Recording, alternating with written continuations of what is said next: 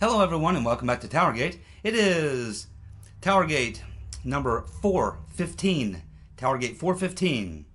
April the 30th, 2018. Monday. Thank you so much for tuning in. A lot to cover today, as usual. Yesterday on TowerGate video from Sunday, we left off, I was at the very end of going through some page Strzok text, breaking them down, comparing them to what was going on at about the time that these texts were happening so we could understand the context and so we could better understand what may be going on with these texts. So let's get back to where we left off. And we left off, it just so happens, on a particular day, May the 9th of 2017.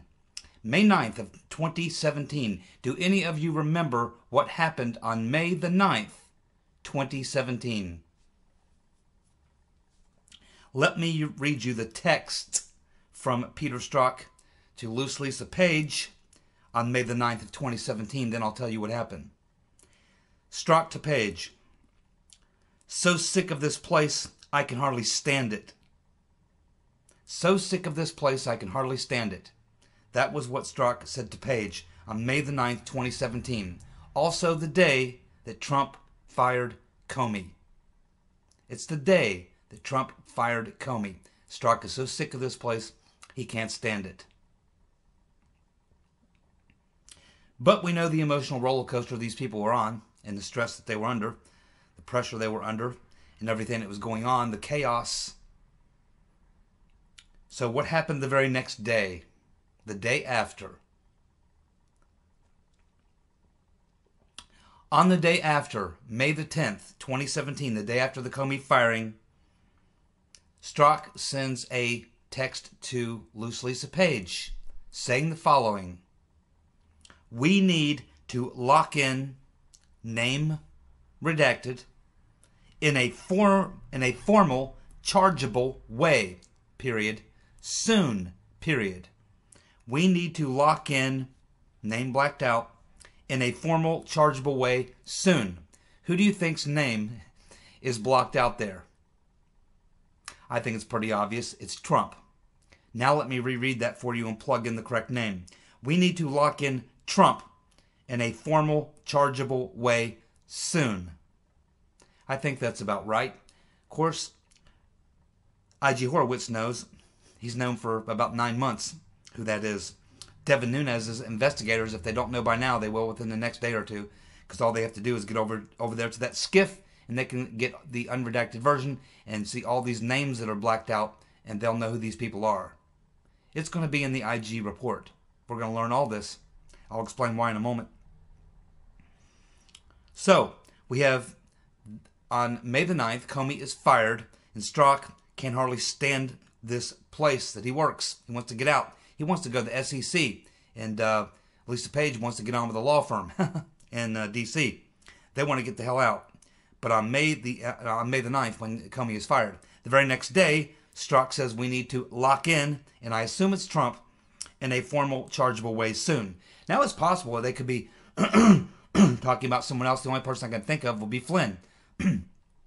But the Flynn stuff had already come and gone. We were in the aftermath of Flynn. So I would think that the Flynn stuff was all going on back at earlier in the year. So I can only think that this was Trump, and as a result of the fact that he had just fired Comey, and as a result of the following text, which I'm about to read you now. So May the 9th, Trump fires Comey, and Strzok says, so sick of this place I can hardly stand it. The next day, May 10th, 2017, we need to lock in, name, in a formal, chargeable way soon. It's also the same day, May the 10th, that the Washington Post ran a story which said Comey requested additional funding resources for the Russia investigation before being fired.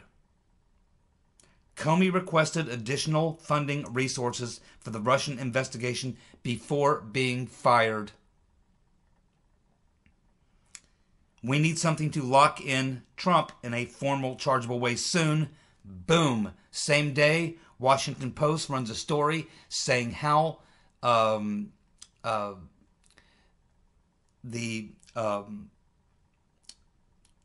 Trump basically fired Comey, but Comey had made requests for this additional funding for the investigation. What the point of this is that the Washington Post is making the argument Comey is fired on May the 9th. The very next day, the Washington Post runs an article saying, hey, Trump fired Comey after he found out that Comey had just requested more money for the investigation, making it look like and setting the stage for an obstruction charge to say, well, Trump's obstructing the investigation. He finds out Comey is getting warm. Comey's got something, and now he wants to turn up the heat, and so Trump fires him. That's what this article is saying, that Trump fired Comey because Comey was turning up the heat. The very day after Comey is fired, this article appears in the Washington Post at the same time that Strzok is telling Page that we need to lock in whoever in a formal, chargeable way soon. I think it's very likely that this is one of many articles that they wrote or produced and gave to the Washington Post to run.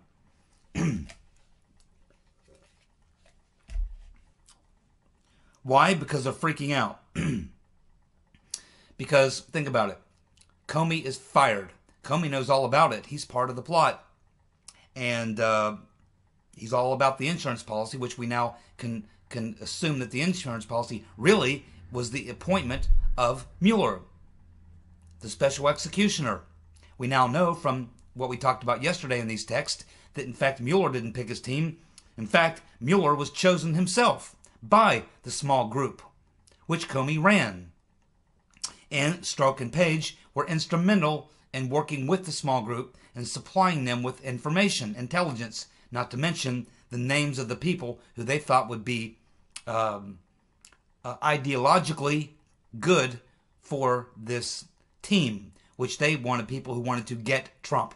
That's the people they wanted on Mueller's team. So the insurance policy was essentially this team with Special Counsel Mueller to essentially lock in a formal, chargeable way something. So we get this story on the day after Comey is fired that essentially Comey had just turned up the heat on Trump, and maybe that's why he was fired, which would lead to an obstruction investigation. And so this is what we see. They're kind of freaking out, and they realize that it's a matter of urgency for them, because they don't know who may come in to replace Comey. This person may come in and learn about all the things that have been going on. It's a very dangerous situation for them right now, and they're panicking because they realize they have to do something. And so you can really see them turn up the heat. The fact of the matter is, this was not a news story at all. This was routine. There was nothing, even Comey said himself that even if had he been fired, or regardless, the decision to budget the money for the investigation would have happened anyway. The investigation would continue on anyway, regardless of whether he was the FBI director or not. This was a non-story story, but it was planted in the Washington Post with a big scary headline to make it look like Trump fired Comey because Comey was turning up the heat on him in the investigation. Another fine example of how they were feeding in real time. They are literally reading the newspapers, watching CNN and MSNBC, responding to it with another article or another leak of more information to combat it. This is what they were spending most of their time doing. They weren't investigating the rotten Reverend Clinton, her emails, the Clinton Foundation, real Russia influencing the election. They weren't investigating any of that. They were watching TV, reading the Washington Times and New York Post and all these other things, reading these sites, and then responding with propaganda that they were creating to make the case for the special counsel and the frame-up. This is what this tells us. The very next week, 7 days later, May the 17th, 2017. Do you know what happened a week later? May the 17th, 2017? Well, here's a text from Strzok to Page. May 17th, 2017, 1 week after the firing of James Comey. Peter to Lisa. You do good work, Lisa. Cheers. Lisa comes back. You too, Peter. We've got one hell of a team going. They got one hell of a team going. Why are they so happy? Just a week earlier, Strzok was saying he wanted to get the hell out of this place. Comey gets fired. They now go into freak-out mode. They're planting the story in the Washington Post. They decide that they need to implement the insurance policy, get special counsel. They need to figure out a way to get that done. They need to get that done. That's the insurance policy. They need to figure that out. And so what happens a week later, on May the 17th? They're congratulating each other on what a great job they did. And what happened on May the 17th? May the 17th is the day that Rodenstein appointed Mueller special counsel. So on May the 9th, Comey is fired. On May the 10th, they come out and say that they need something to lock in a formal, this person, we believe is Trump, in a formal chargeable way. Then the story leaks to the Washington Post about the fact that Comey had gone for more funding for the Russia investigation, and maybe that's why Trump fired him, because Comey was turning up the heat. They needed to lay the groundwork for a possible obstruction case. Why? To give a reason so that Rodenstein, this is the reason Rodenstein essentially gave. Possible obstruction, to look into why Trump fired Comey, because he was asking for more money for the Russia investigation, which was targeting Trump. Trump said, hey, you're getting close, you're getting warm. Uh-oh, I'm going to fire you. You're looking for more money. I'm going to fire you and get someone else. And they used this basically to launch the Washington Post story, which a week later produces exactly what they want, the insurance policy. Uncle Bob, the executioner. Rodenstein appoints Mueller on that day. And therefore they congratulate each other. Peter to Lisa, you did good work, Lisa. Cheers. You too, Peter. We've got one hell of a team going. They also had one hell of a game going, one hell of a scheme going. But now it's all blowing up in their face. And now they're both having to produce all of the evidence of all the crimes they were involved in to try to keep themselves out of prison. They've destroyed their careers, certainly, and their reputations, obviously. And I don't know that they get out scot-free. But they're now witnesses for the IG, for the case against the perps, who I think that the people they're targeting are the people in the small group. That's what I think. Comey, McCabe, and those other four individuals. Baker, Rybicki, and the other two. That's what it looks like to me. Now, let's keep a couple things in mind. We learned really three really important things from these texts. And keep in mind, we're looking at redacted names, big gaps of information missing, coded language, abbreviations, jargon, various other things. So we can only do so much with what we have here. Nunes investigators will go look at these in a skiff, and they'll get the names unredacted. They'll get the complete lines of text that we are deprived of. So they'll get the whole statement as opposed to just a couple sentences and then it cuts off. They're going to get it all. So it'll find its way to us. But it's obviously going to find its way to us in the IG report. Because three things that we learned here from these texts is, number one, they had a separate Gmail account they used as a Dropbox. This is what we learned from these texts. Now keep in mind, Horowitz got this stuff that we're looking at now.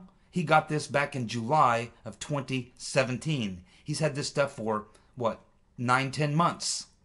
It was 9-10 months ago that Lisa Page turned over all of her communications. And you could expect that they had this, and Horowitz probably looked at it and said, okay, you guys had a Gmail account that you used. We want the password and the username. And she had to turn it over. So not only does Horowitz have all this unredacted and has the full conversations, he's also been into, along with his investigators, into that Dropbox, into that Gmail account, and read all the really juicy stuff that we don't have any knowledge of. But we're going to learn about all of it because it's going to be in the IG report. We also learned from these texts exactly how massive the propaganda operation was. How much. It wasn't just a story here, a story there, a leak here, and a leak there. They were literally monitoring multiple news networks, reading newspapers, and responding in real time with their own news stories that they were feeding the media, including foreign media, the BBC and God knows who else, possibly other European media sources. So they have a full-scale publishing operation going on. They're not investigating email. They're not investigating Clinton Foundation, Russia collusion. They're not even investigating Trump-Russia collusion. No, no, no. The entire thing is a smokescreen. The entire thing, they're spending all their time on creating propaganda to create false narratives, to feed the investigation of the special counsel, which they got with information that they planted that was false, and propaganda. It's the insurance policy. It's what it is. The IG has all this and knows all this. And he's known it for a very long time. Keep in mind, the IG is running a very, very tight little ship over there. He's had that investigation going now, and he's got like 400 people working there. And they've been going now for about a year.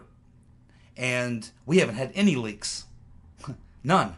The only thing we've gotten from Horowitz is what he wanted us to have. He wanted us to see the emails of McCabe, or the texts of McCabe, because he wanted us to know why he was about to give him a letter to the U.S. Attorney for a criminal referral on McCabe.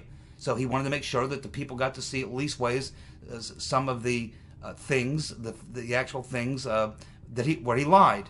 And so Horowitz gave us that, so that, you know, people can say, okay, well, I guess that's a good reason for him to referral McCabe. Obviously recommend he be fired and give him a criminal referral based on the stuff that Horowitz released. He wanted us to see that to justify what he was doing. So we also have these text messages, which Horowitz is the one who gave us these. He got us the ones from Lisa Page, and then these are the ones that we were told by the DOJ that were lost because of a computer glitch that he a week later found and said, oh, really?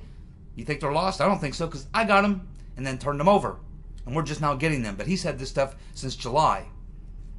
But keep in mind, we're just looking at a little bit. We're seeing just a little bit. We're just getting some of the Strzok and Page text. We know that they used a Gmail Dropbox where the really juicy stuff probably is. He's read through all that now. They've got all that information too. He's got all this stuff is unredacted to him. He's got a lot more of the information than we have. He's probably also got the text and the emails and the communications of all the other players that we have not seen.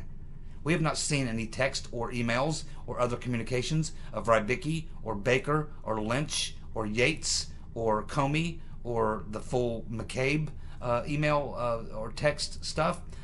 So there's a lot that the IG has and has had for a long time that are all going to be in his report that we haven't seen yet. We've only gotten to see what the IG wanted us to see. And why did he want us to see it? Well, I think it's a lot like when you go to the dentist and they're about to give you a shot of Novocaine and they rub that gel on your gum to numb it up before they give you the shot, and the shot is there to numb you up before they start drilling on your teeth. That's what Horowitz is doing. He's numbing us up. He's preparing us. You see that's exactly what he did with McCabe. First he showed us here's the lies that McCabe told, and we recommend he be fired, and then a week later criminal referral. And no one could complain because he showed us. He told this lie, this lie, this lie, and this lie under oath. That's what he said. Here's the exact words. Here's the exact transcript. So Horowitz is smart. He's not stupid. He is going to show us the evidence to justify what is going to be following what he has informed us of. And I expect that his entire outlay will work exactly like that. We will get a drop of things, of information, probably a lot of it redacted and stuff like that, but we'll get it, and then it will be followed up by recommendations for some sort of either disciplinary action, firing, criminal referrals, or flat out Mr. Huber dropping charges. This is how it's probably going to work as we move forward based on what we've seen up to this point. So that's what we have to keep in mind, that we're way behind where Horowitz is. Nunes's committee is now going to dig into this stuff, and so we'll be hearing more about this. But the Inspector General report is due out sometime in May, so sometime in the next couple, 2 or 3 weeks, we should be getting the IG Horowitz, the first dropping of his report, and we understand they'll come in groupings, but we should get the first group of reports, and we'll begin seeing a lot of these things that we've seen before, but an awful lot of things that we've never known before, a lot of very new revelations, a lot of things we suspected may be confirmed, and a lot of things that we never thought of will be brought to our attention. It's going to be fascinating. Fascinating. Stick along. Stick with me, folks, along with the ride, along for the ride. We're all on this journey together. It's like Gidget said in the comment section, it's like a spy movie or spy novel. It is. It is very much like a spy novel. It's a page turner. Every day you turn another page and another surprise, right? So hopefully this will be a great spy novel, meaning when we get to the end of it, it'll turn out the way that we want it to, which is that we prosecute the perps. That's how it should turn out. All good spy thrillers, spy novels, and spy movies should always end up with justice for the perps in the end. That's how a good spy novel should end. There's a couple other things that I want to get to. First of all, there's also this kind of discrepancy. I keep seeing it. I saw it in a couple of comments in the comment section of a couple of my last videos. I see it on other people's comment sections. I've kind of seen this. There's like this confusion going on about, I think because Comey's out there doing these speeches, doing these interviews, and he keeps giving conflicting things that are kind of screwing around with people, getting them mixed up on the facts of what things are. And I'm talking about these memos. And there's some confusion where I'm starting to see where people say, yeah, well, when he released those memos, he was a private citizen. After he was fired, then he gave these memos to Daniel Richman, who then gave them to the New York Times for the purpose of getting a special counsel. That's what he said under oath when he was in front of Congress. But here's the key to that. When he created those memos, he was the FBI director. When he created those memos, he was the FBI director. He created them in his FBI office on an FBI computer about conversations he had with the president, his thoughts on it. And these memos were not just meant for him to be a reminder of something for him. These memos actually were sent out to 3 or 4 other people in his department, on his staff, and then eventually leaked to Mr. Richman, his lawyer, and one other person. But the bottom line is, those were government property. Government property. And part of the contract that he signed when he became FBI director is he understood that you are not to remove any documents or information from this government property from your office or whatever, take it home or give it to anyone. That's exactly what he did. It was created on government time, paid for by the taxpayers, on a government computer, which had something to do with his job, his conversation with the president. Then he took this stuff and he took it home and then he leaked it to someone else. He removed material government documents from his office. That's a crime. It's a violation. And then he leaked it. That's another violation. Now his friend, he's now telling us, oh, well, he was my lawyer. Oh, yeah? Well, in that case, he too had to sign some sort of a statement, some sort of a document as this FBI lawyer or government lawyer, DOJ lawyer, whatever. He had to sign something himself saying that how he would handle classified information or government documents and things. He was not allowed, Mr. Richman was not allowed, if he was not just a private attorney, but he was also representing or an employee of the FBI in some way as a lawyer, then he was in fact under the same sort of rules. He too was not really allowed to release that to the New York Times. So all Comey has done has implicated his friend, Mr. Richman, by disclosing that he was some sort of an FBI or DOJ legal person, in addition to being Comey's friend and Comey's lawyer. So now Comey has just drugged someone else down the hole with him. But that is the fact of that issue. People get that confused. Yeah, well, he was a private citizen. After he'd been fired, he released the memo. Yes, that's true. But he created the memo as a government employee. Those memos belong to the government. He removed that property, and it was classified. Those are 2 violations, probably more. Another thing is that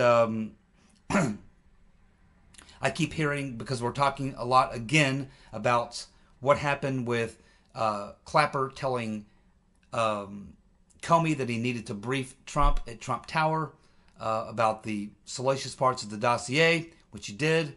And then Clapper gets this information to CNN's Jake Crapper, who then goes on TV on January the 10th, and reports that Comey briefed Trump at Trump Tower on the fact that the Russians may have compromising material on him. The very next thing happens 10 minutes later, BuzzFeed publishes the entire dossier on January the 10th. That's what happened. Now, a lot of people are saying, oh yeah, that was to that was so Clapper could get the ball rolling to begin this counterintelligence operation. But that's not true, because the counterintelligence operation had already been going on. It was already going on before that. So what was really going on here is that the meeting at Trump Tower was not leaked to begin a counter intel operation against the Trump campaign. The operation had already been going on since July of 2016. It was done after the fact. It was done to justify what had already begun. It was part of the cover-up operation and an extension of the original operation, which turned into the insurance policy. First, it was to stop Trump from being elected and help Hillary get elected. Then it became an operation, once he was elected, for the insurance policy to destroy his presidency and to get rid of him, to frame him. So it's kind of where the operation evolved. And when this happened, when this meeting happened, the take out Trump thing, it was already well in motion. It began a long time ago. So that's not why this was done. This was done for another purpose. It was done to justify, to give them something to justify the actions they had already taken. And we see a lot of this as this thing unfolds. We see that they do things, that they had to do a lot of things after Trump was elected to justify the things that they had been doing. That's why they had to go do all this unmaskings. That's why they had to do all this throwing stories in the media. That's why they had to get the insurance policy, Uncle Bob, to come in and take out Trump for obstruction or whatever. It's because they had to cover up what they had been doing to destroy him, to keep him from getting elected. But now that he's been elected, we got a big problem. We've done all this stuff, and it's going to come out. We have to get rid of Trump before he discovers all this stuff that we did. And so a lot of the things that we see, and the reason why a lot of things don't add up, the reason why we look at the bizarre and erratic behavior that they were engaging in, and the fact that they were freaking out and paranoid and taking all these risks, is because they had no choice. So a lot of the things that we see that they did not so much to get the things that they wanted, but to cover up or explain the things that they had been doing. These things had been going on, and they weren't worried about it as long as they thought that Trump was going to lose. They were just doing this stuff because they never thought he would win. They thought Hillary would win. But once he did win, now they had a problem. They had all the stuff that they had done, and now they got to rush around at breakneck speed, take a lot of risks, do a lot of things to try to justify the things that they had already done, so that they have an excuse when someone like Inspector General Horowitz, the executioner, comes along to clean up that mess. And he may need some scalps to serve up to preserve the integrity of the institution, which is his job.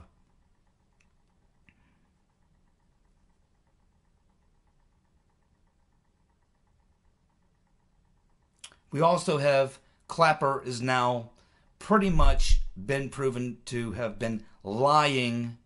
He's compromised himself too many times. He's made too many different statements. He gave one statement to Congress. He's given other statements to the media. He keeps changing his tune. Now he's saying, that he did talk to CNN's Jake Crapper about the Russians having compromising material and possibly the dossier and other things. And he's also saying that he may have even talked to some other news outlets, as if he doesn't remember. He's like, oh yeah, I did talk to Crapper at CNN on January 6th, because up until now, every time he's been asked about it, and when he was under oath in Congress, and when he's been asked in the months previous, over and over again, he's always said, oh no, I didn't talk to CNN or any media outlets until after I left the administration, till after January the 20th. He was DNI until January 20th. Trump comes in on January 20th. That's Clapper's last day. So Clapper's been saying, it's what he told Congress under oath when they asked him, did you communicate or talk to, have any relations with media during your time as DNI? No. And then they asked him a couple questions about things that came out. And he said, I didn't have anything to do with the media until after I left my position as DNI. After I left my position, then I did have contact with CNN, blah, blah, blah. But now we're finding he was totally lying. We have 99% of the evidence in. Everyone's just about convinced at this point, including Mr. Nunes and others. And I'm sure the IG, Horowitz, has the absolute proof of this, I'm sure, and we'll learn that too. That in fact, he was giving information to CNN prior to leaving. It's almost 99% sure that he's the one that gave Tapper this information on January the 6th, which would have been, 13 days, 14 days before he left his position. He also wrote this little memo the day after Jake Crapper did the story about Trump getting his brief by Comey about the Russia having, dirt on him.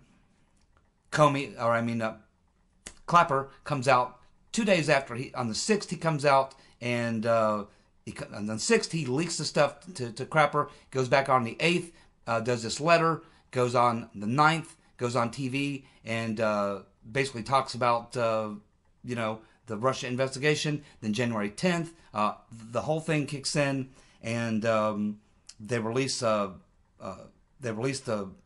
releases the dossier, and the whole thing comes out. There's no question now that Crapper was lying. Jake Crapper was deceiving people. He wasn't coming clean, so he may also be in legal liability, violation of the Espionage Act. Jake Crapper at CNN may want to lawyer up. And the DNI, Clapper, he is clearly just about caught red-handed now in a major lie, lying to Congress, and in fact releasing classified information and working with the media while he was still DNI director. There's absolutely no doubt about it, Harley, at this point. It's 99% that that's what happened, and I think the Inspector General's report is going to show us that.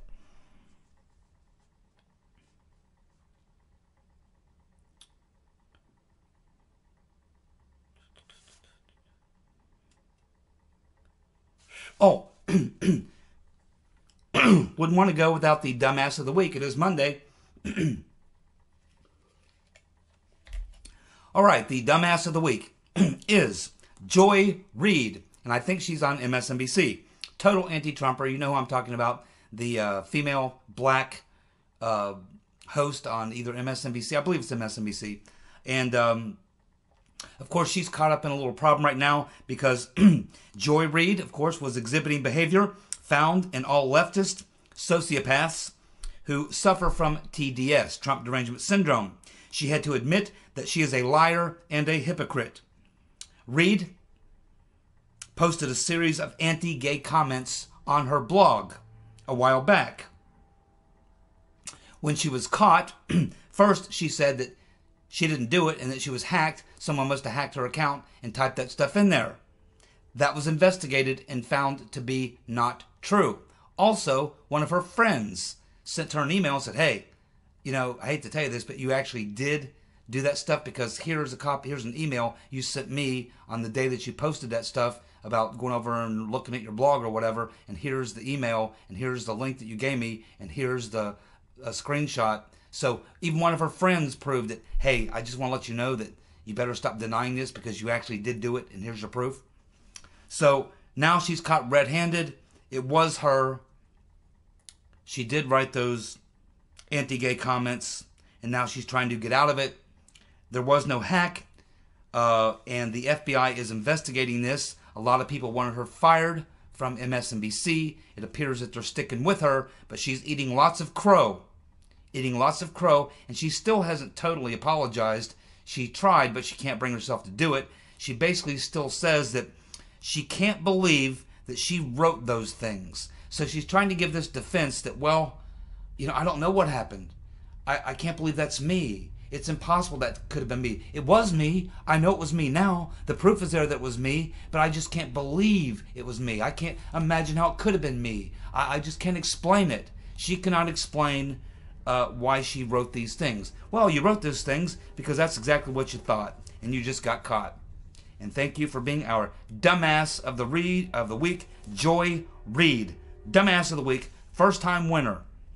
Competed very competitively many times before, but her very first time to get the award for Dumbass of the Week.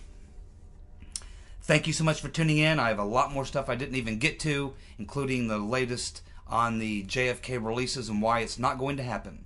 We'll hopefully have time to get to that tomorrow. So I'll see you guys tomorrow night. Thank you for tuning in. Have a good Monday. Bye.